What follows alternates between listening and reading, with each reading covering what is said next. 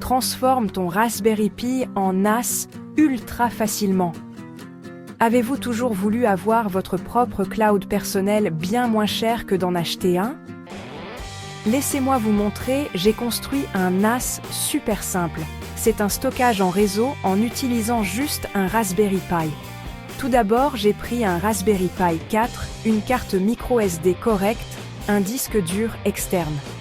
Vous aurez aussi besoin de quelques accessoires de base, une alimentation, un clavier, une souris, un moniteur pour démarrer. J'ai commencé par flasher Raspberry Pi OS sur la carte micro SD en utilisant Balena Etcher.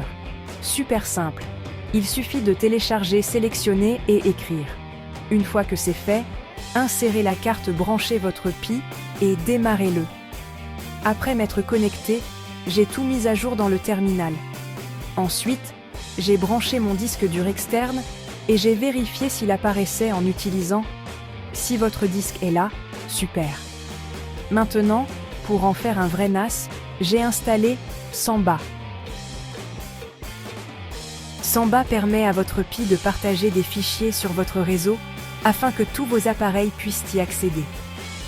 Modifier le fichier de configuration de Samba peut sembler effrayant, mais c'est en fait juste du copier-coller.